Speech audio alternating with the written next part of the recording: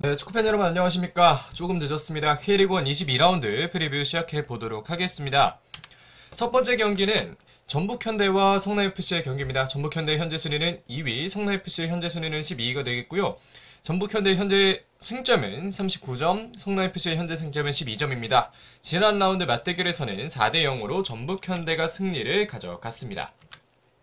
그렇게 해서 이제 관전 포인트를 보면요. 지난 경기는 분명 아쉬운 결과였습니다. 전북현대가 인천 유나이티드에게 2점을 먼저 낸 이후에 다시금 이제 2실점을 하면서 전북현대가 어떻게 보면 굉장히 안타까운 무승부를 거뒀다라고도 얘기를 할 수 있을 것 같은데, 다만 그런 상황에서도 여러 가지 기사나 이런 것들을 보면 아시다시피 선수들의 결속력은 꽤 올라온 상황으로 보이기는 합니다. 그리고 성남FC라는 팀의 현재 상황이 그렇게 좋지만은 않다는 것을 생각했을 때 이번에도 전북현대가 성남FC를 잡아낼 확률이 꽤 높지 않을까라는 생각을 하고 있고요. 반면에 성남FC의 경우에는 좋은 무승부들을 거둔 이후에 3연패를 거뒀습니다. 흐름이 아주 나쁜 경기들은 아니었지만 그 흐름들을 잘 캐치하지 못했다는 점이 좀 아쉽게 느껴질 수 있을 것 같은데요. 각각의 올스타전 차출 멤버는 김진수, 백승호, 그리고 성남FC의 경우에는 김지수, 김영광 선수였습니다. 이렇게 해서 이제 예상 라인업을 보도록 하겠습니다. 전북현대는 비슷한 상황입니다. 송범근 키퍼, 백부에는 김진수, 홍정호, 박진섭, 김문환, 중원에는 류재문, 백승호, 김진규, 그리고 윙에는 바로 완교원, 톱에는 구스타보입니다. 아무래도 이제 일류첸코 선수가 이적을 했다 보니까 그 자리에는 그대로 구스타보 선수가 계속해서 오랜 시간의 출전 시간을 부여받을 것으로 보이고, 음주운전을 한 쿠니모토 선수는 결국은 계약 해지가 됐기 때문에 김진규 선수의 플레잉 타임이 조금 더 늘어나지 않을까라는 생각을 좀 갖고 있고요. 반대로 다른 자리에서는 그대로 나오던 라인업 그대로 나올 가능성이 상당히 높지 않나 싶습니다. 반면에 성남FC의 경우에는 김영광 키퍼, 백보에는 박수일, 김지수, 권한규, 이시영, 그 윗선에는 심동훈, 김민혁, 밀로스, 구본철, 투톱에는 뮬리치와 팔라시오였습니다. 다만 아무래도 이 성남FC 라인업에서 가장 좀 문제가 될 수 있고 이 선수들이 7월 16일에 경기를 뛸 수 있을까? 라는 질문을 했을 때 약간은 어려울 수 있는 건 왼쪽 풀백 박수일과 톱의 뮬리치입니다. 아무래도 두 선수는 제주행에 대한 어떤 그런 합의들이 굉장히 많이 이뤄진 상황이었고 실제로 완전 이적을 할 예정이었으며 훈련도 어느 정도 참여했다는 이야기가 돌고 있는데, 그런 상황에서 결국은 다시금 짐을 싸서 성남이라는 곳으로 돌아오게 됐고, 그만큼 이번 경기를 차치하고 나서라도 이번 경기뿐만 아니라 다른 경기까지 뛰지 못할 수 있는, 굉장히 동기부여가 떨어질 수도 있는 그런 상황이었기 때문에 과연 또 성남FC의 김남일 감독이 이런 부분을 또 얼마나 잘 관리를 해서 선수들의 플레이를 만들어 나갈지가 꽤 궁금해지는 상황입니다. 그렇게 해서 이제 키플레이어를 보면요. 전북현대는 역시 구스타보 선수입니다. 이제는 구스타보 혼자 톱 라인을 구성해야 하고 성남FC를 상대로 과연 구스타보 선수가 득점포를 재가동하면서 본인이 왜 전북현대에서 있는 수많은 선수들 중에 왜 본인이 어나더 클래스인지를 증명할 수 있을 만한 기회가 되지 않을까라는 생각이 들고요. 반면에 성남FC의 경우에는 전북의 공격진이 상당히 쉽지 않다는 점, 그렇다는 점에서 김지수 선수가 해줘야 되는 역할이 꽤 많을 수 있다는 점에서 김지수 선수를 키플레이어로 뽑아보도록 하겠습니다. 김지수의 성장은 물론 이제 팀 K리그와의 경기에서 반칙도 했고 이러면서 다른 팬들에게 약간의 질타를 받았을 수 있다라고 생각을 하고, 그런 면들이 김지수의 성장에는 도움이 되지 않을 거라고 생각을 하지만, 어쨌든 그러한 경험들 자체는 김지수 선수의 성장에 분명히 좋은 영향을 미칠 수 있기 때문에 비단 전북현대라는 K리그의 좋은 공격진을 상대하는 것뿐만 아니라 토트넘이라는 상당히 좋은 팀의 이제 프리미어리그의 공격진들을 상대했다는 건 김지수 선수에게 상당히 굉장히 오랜 기간 기억할 수 있는 기억이 되지 않을까 싶습니다. 자, 그러면 이제 전북현대와 성남FC 경기 프리뷰 정도까지 해보도록 하겠고요. 다음 경기로 넘어가 보도록 하겠습니다. 다음 경기는 울산현대와 수원삼성의 경기입니다. 울산현대 현재 순위는 1위, 수원삼성의 현재 순위는 11위고요. 울산현대 현재 승점은 44점, 수원삼성의 현재 승점은 20점입니다. 지난 라운드 맞대결에서는 5월 5일 어린이날에 벌어졌던 경기였고, 울산현대의 김성준 선수가 퇴장을 당하면서 수적 열세 있었던 울산현대가 사리치 선수에게 득점포를 맞고 1대0 수원삼성이 승리를 가져갔습니다.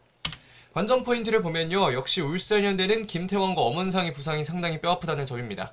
김태환의 경우에는 월드컵 출전이 가능하냐 불가능하냐에 대해서도 얘기가 많이 나왔지만 어쨌든 김태환 선수가 가지고 있는 뭐 특유의 회복력 이런 것들이 잘 발휘가 되기를 많은 사람들이 바라고 있다는 생각이 좀 들고요. 엄원상 선수의 경우에는 골반이 불편해서 이제 경기 팀 K리그의 토트넘과의 경기에서도 제외가 됐는데 과연 엄원상 선수가 이 경기를 잘 소화할 수 있을지는 약간은 의문이 드는 상황입니다. 그리고 서령우 선수가 최근에 폼이 그렇게 좋다고는 할 수 없는 상황이었는데 과연 지금 이 단계를 하나 더 올라서서 스텝업 할 수 있을지 이런 점들이 조금은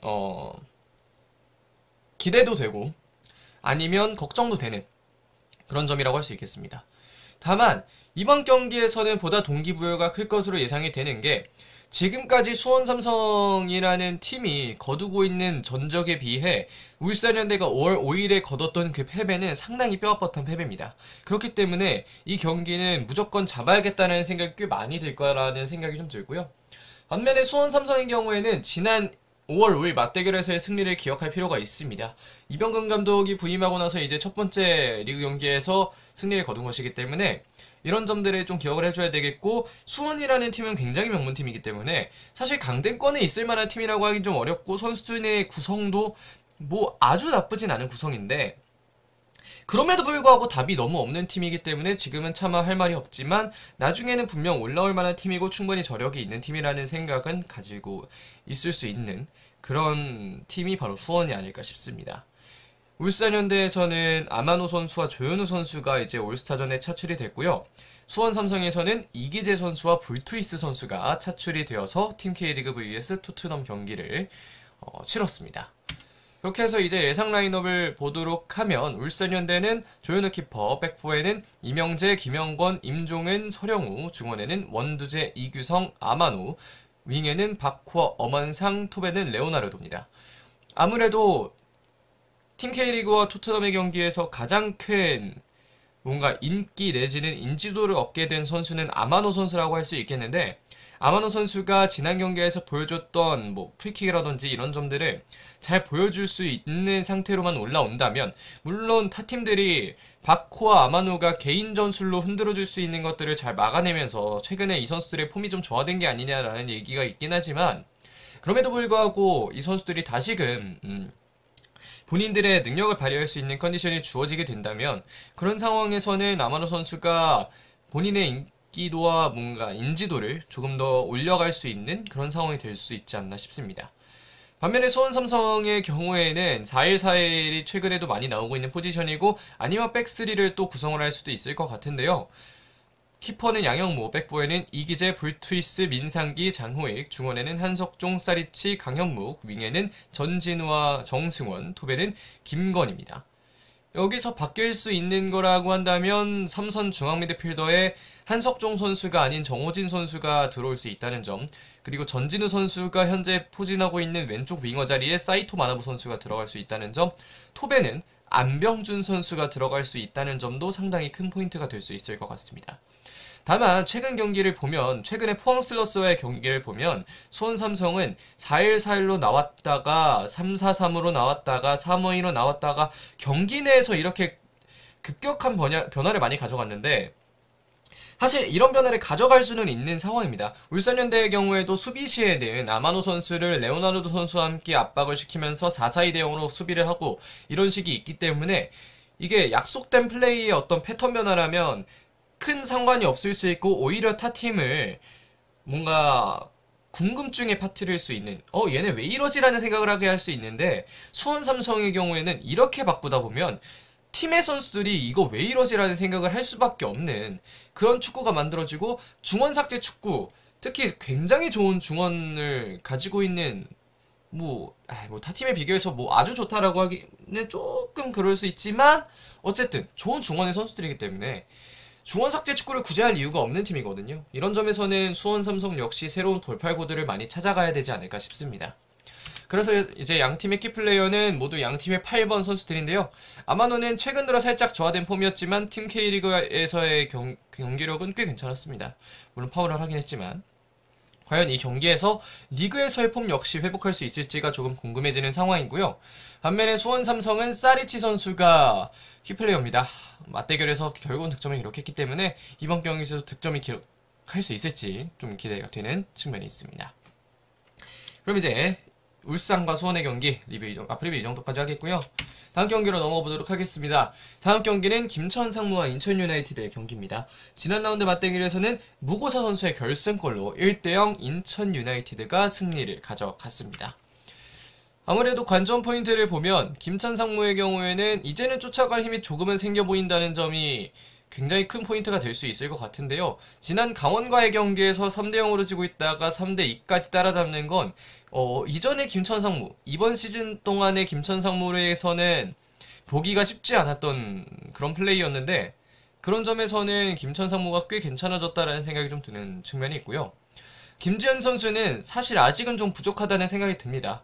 이게 김지현이라는 선수가 영플레이어도 받은 선수고 굉장히 창의력을 어느 정도 조금 더 발휘해 준다면 이게 뭐 창의력이 아니라 타이밍에 약간의 변화만 가져간다면 수비진들을 많이 벗겨낼 수 있는 플레이를 할 수 있고 실제로 지난 제주전에서 그런 플레이를 하면서 김지현이 살아나나라는 생각을 하기도 됐지만 지금은 너무 바른 타이밍의 경기를 하려고 하는 경향이 있지 않나라는 생각이 들고요. 전승현 선수는 이제 누적 경고 출전을 할 수가 없는 상황이기 때문에 과연 박지수 선수가 출전을 하게 될지 이런 부분은 또 지켜볼 만한 것 같습니다. 반면에 인천 유나이티드에는 센터백들의 빈자리가 너무 커 보입니다. 델브리지 선수의 경우에도 그렇고 뭐 오반석 이런 선수들의 문제도 분명 있다라고 생각을 하고요. 다만 그런 상황에서 김성민 선수가 나타난다는 것은 인천 유나이티드에게는 굉장히 큰 행운이라고 할 수 있겠습니다. 3-4-3을 쓰는 인천 유나이티드의 전형에서 김성민이라는 선수는 중원에서도 아주 이따금씩 뛸 수 있고 오른쪽 윙백 혹은 오른쪽 윙어 자리에서 뛸 수가 있게 되겠는데 그런 김성민 선수의 플레이들은 상당히 인천 유나이티드에게는 행운과 같은 그런 존재라고 할 수 있을 것 같고 에르난데스 선수가 팀 K리그에 차출이 안 됐기 때문에 일주일 약간 안 되는 시간 동안은 어느 정도 팀 훈련을 같이 했을 거라고 생각이 되기 때문에 이런 점에서는 에르난데스의 적응력도 얼마나 인천 유나이티드가 에르난데스 선수를 잘 기용하느냐에 약간은 영향을 미칠 수 있을 것 같습니다.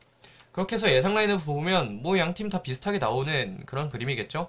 뭐 김천의 경우에는 구성 키퍼, 백부에는 김한길, 연재훈, 박지수, 강윤성, 중원에는 정현철, 권혁규, 이영재, 쓰리톱에는 김지현, 조규성, 권창훈입니다. 반면에 인천의 경우에는 뭐 김동원, 델브리지, 김광석, 그리고 김동민, 윙백에는 민경현과 강윤구, 중원에는 이동수와 이명주, 쓰리톱에는 김보섭, 아길라르, 에르난데스입니다.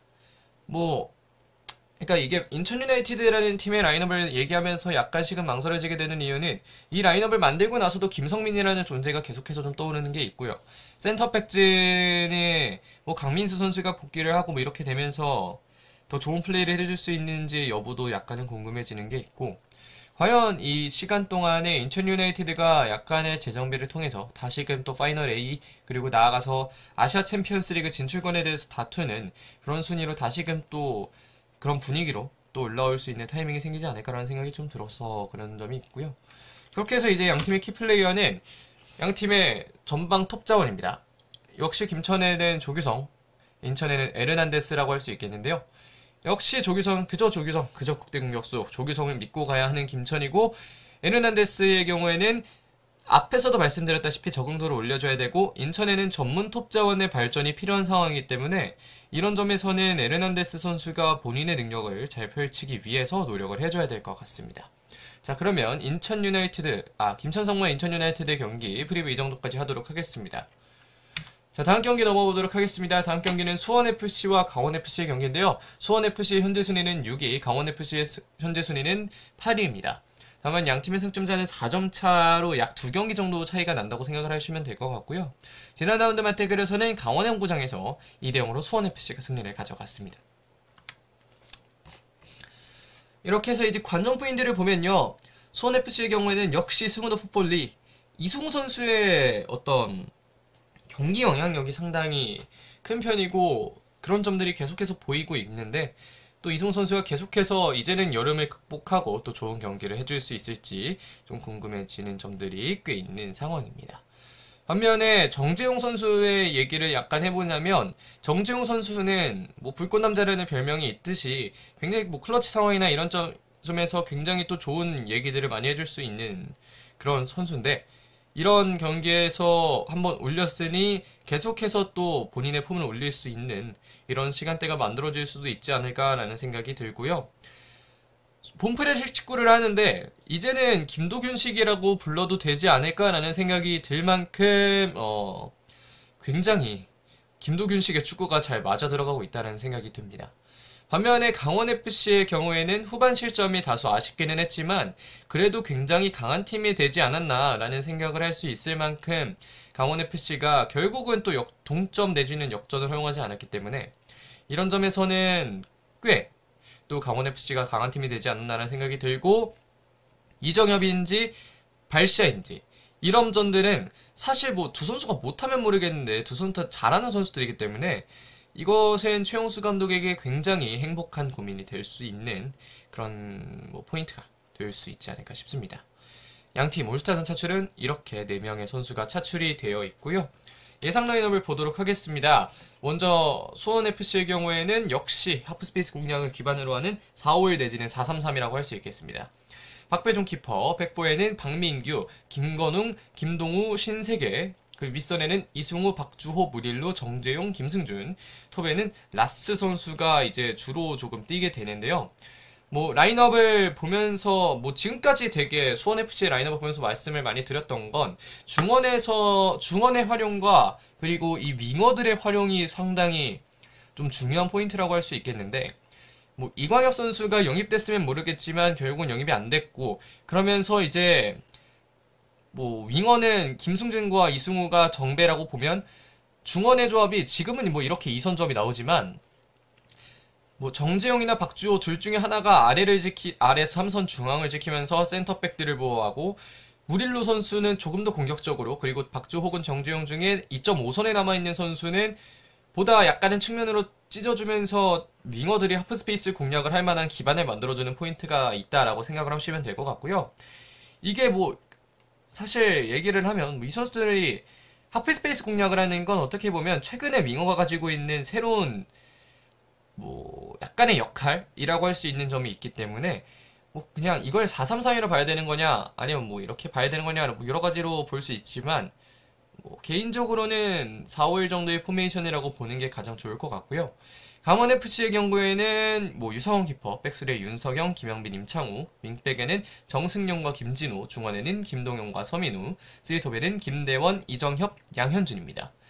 아무래도 양현준 선수는 팀 K리그 경기에서 굉장히 좋은 활약을 보여줬기 때문에 이번 시즌 끝나고 과연 이 선수가 유럽을 가는 건 아니냐 이런 얘기가 나올 정도로 양현준 선수에 대한 관심이 지대해지고 있는데, 개인적으로는 올해 시즌은 다 마치고 당연히 가겠지만 그런 점도 있고, 아니면 뭐 양현준 선수가 빠르게 국면제를 처리하기 위해서 이번에 김천을 입대를 하거나 되게 여러 가지 측면으로 양현준 선수가 본인의 커리어를 발전시키기 위해서 혹은 국대 커리어를 발전시키기 위해서 개인적으로 생각했을 때에는 빠르게 군 문제를 해결하는 게 최근에 양현준에 대한 유럽의 관심이 높아질 수 있는 이러한 상황에서는 본인이 여러 가지 선택을 좀 하게 될 것으로 보이고요.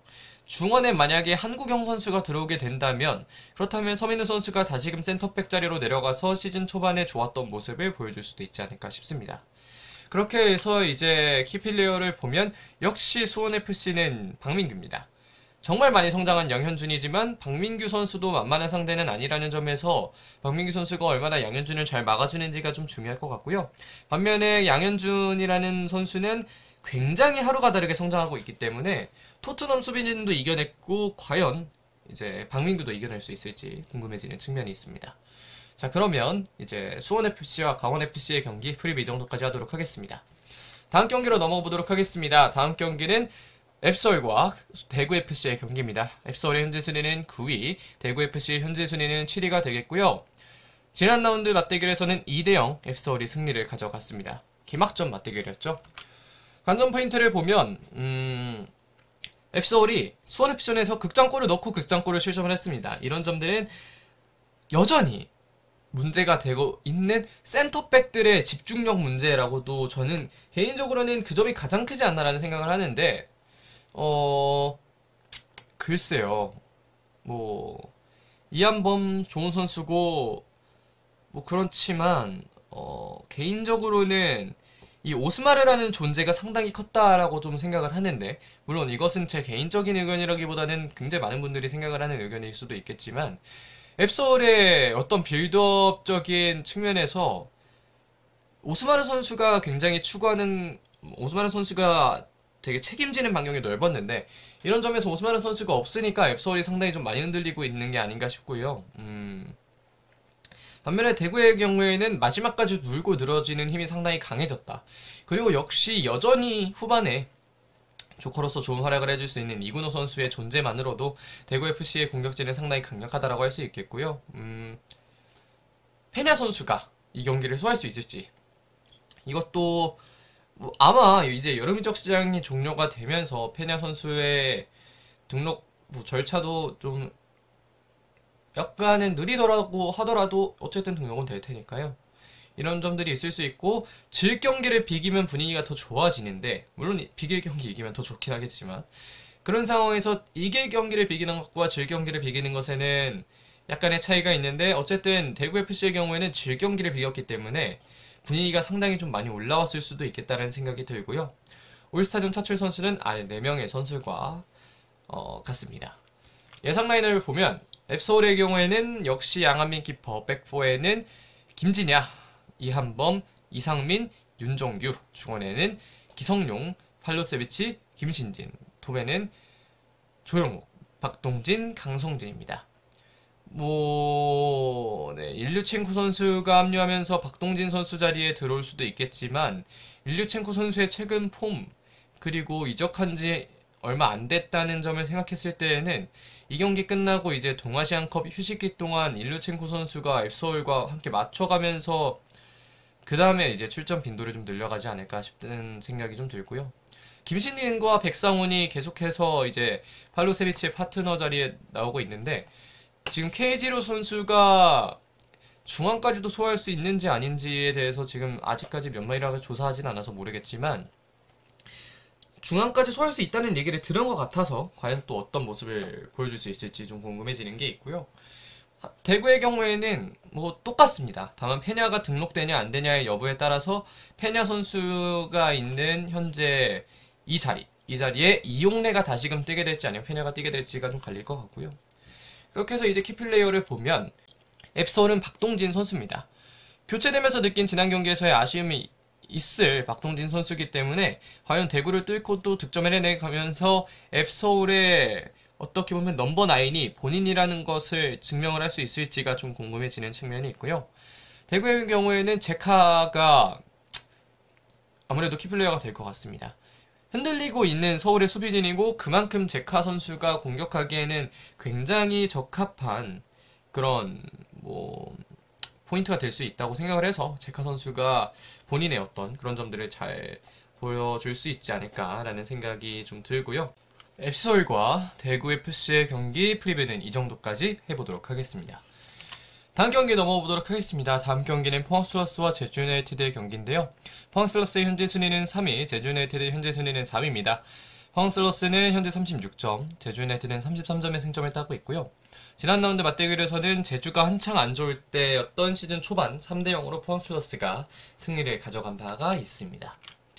관전 포인트를 보면 역시 포항의 경우에는 킹기동 도대체 못하는 게 뭘까라는 얘기를 할 수 있을 정도로 김기동 감독이 상당히 좋은 움직임들을 많이 보여주고 있고요. 허용준을 제외하고 모세스나 이호재 선수의 폼이 완벽하게 올라온 상황이 아니라는 점은 좀 아쉽지만, 그럼에도 불구하고 다른 자원들의 활약이 상당히 빛나면서 점점 1, 2위 다툼에도 가까워진다라는 생각이 드는 그런 포항슬러스라고 할 수 있겠고, 제주유나이티드의 경우에는 좋은 흐름을 낚아챌 수 있는 선수단이라고 생각을 하기 때문에 다시금 또 분위기를 만들어가면서 제주유나이티드가 본인들이 한창 좋았을 때 하던 축구를 보여주는 또 그런 게 분위기가 다시 올라올 수 있다라고 생각을 하기 때문에 제주유나이티드는 그런 점에서는 다시금 또 분위기를 만들어갈 필요가 있다는 생각이 들고요. 상대가 한창 좋은 분위기의 포항이라는 점에서는 약간은 아쉬움이 있을 수 있지만 제주 유나이티드가 또 이런 경기를 잡는다면 다시금 아시아 챔피언스 리그에 도전을 할 수 있는 그런 루트들이 만들어질 수 또 있기 때문에 제주 유나이티드는 계속해서 또 포항 슬러스를 잡기 위해 많은 노력을 해줘야 될 것 같습니다. 올스타전에 차출됐던 선수들은 아래 4명의 선수들이고요. 예상 라인업을 보면 포항 슬러스는 비슷합니다. 강현무 키퍼, 백포에는 심상민, 그랜트, 박찬용, 박승욱, 중원에는 신진호, 이승모, 고영준, 윙에는 임상엽과 김승대, 톱에는 허영준 선수가 뛸 것으로 보이고요. 제주의 경우에는 역시 비슷합니다. 김동준 키퍼, 백스리에는 김봉수, 김호규, 이지솔, 윙백에는 정우재와 안현범, 중원에는 이창민과 최용준, 스리톱에는 제르소, 주민규, 링입니다. 김주공과 윤비트를 보내려고 했던 제주이기 때문에 그 자리에 또 물리치 선수와 박수일을 들어오면서 정우재 선수가 현재 컨디션이 좋지 않다면 그 자리를 뛰게 할 생각이었겠지만 네, 결국은 오지 못한 상황이 됐고 그러면서 이제 또 정우재 선수가 지금 뛸 수 없다면 그 자리에 김명순이 뛸지 조성준이 뛸지는 약간은 헷갈리는 상황이고요. 뭐 더 말씀드릴 게 없이 약간은 아쉬운 이적 사가가 되어버렸고 이런 점에서는 뭐 양 팀의 어떤 뭐 프런트나 선수들이나 약간은 멘탈이 좀 아쉬운 상황이 될 수도 있을 것 같습니다. 그러면서 이제 양 팀의 키플레이어를 보면 역시 포항 슬러스는 김승대 선수라고 할 수 있겠는데요. 김승대만큼 K리그에서 라인 브레이킹을 잘하는 선수도 없기 때문에 과연 제주의 백스리 라인 사실 최근에 정훈이 없어지면서 약간은 흔들리고 있다는 게 사실이거든요. 그런 점에서는 김승대 선수가 본인이 해줄 수 있는 굉장히 좋은 플레이들을 제주 유나이티드를 상대로는 조금 더 잘 발휘할 수도 있지 않을까라는 생각을 하게 되고요. 제르소 선수의 경우에는 지난 경기에서 2골을 기록하면서 좋은 활약을 펼쳐줬기 때문에 이전 경기에서의 폼을 그대로 보여준다면 또 좋은 경기를 보여줄 수 있을 것 같습니다. 자, 그러면 포항 슬러스와 제주 유나이티드의 경기 프리뷰 이 정도까지 해보도록 하겠습니다. 승부 예측으로 넘어갈 시간이 됐습니다. 전북과 성남의 경기에는 성남의 최근 흐름이 너무나 좋지 않다는 점에서 전북의 승리를 점쳐보도록 하겠고요. 울산과 수원의 경기 역시 수원의 흐름이 좋지 않다는 점에서 울산의 승리, 김천과 인천은 홈 김천은 또 다른 저력이 있는 팀이라는 점에서 무승부. 다음으로 넘어오면 수원FC와 강원FC의 경기는 두 팀 모두 분위기가 상당히 좋지만 수원FC의 홈이라는 점에서 수원FC 승리, 포항 슬러스와 제주 유나이티드는 최근 포항의 흐름이 또 좋다는 점에서 포항 슬러스, 대구FC와 앱솔의 경기는 두 팀 모두 현재 상황이 비슷하다는 점에서 무승부를 보도록 하겠습니다. 총 정리하면 이렇게 나온다고 좀 할 수 있겠고요. 네, 제가 지금까지 웬만하면 좀 이틀 전에 올리거나 사흘 전에 올리는데 이렇게 하루 전에 그것도 조금 늦은 시간에 올리는 게 좀 처음이긴 한데요. 여러 가지 상황이 있었어서 뭐 여러분들이 아시는 상황일 수도 있고 여러 가지 상황이 있었어서 약간은 좀 늦었다는 점 양해를 부탁드리고 다음 영상부터는 꽤 꾸준히 또 올릴 생각이니까요. 앞으로쪼록 또 많은 관심을 부탁드리도록 하겠습니다. 고맙습니다.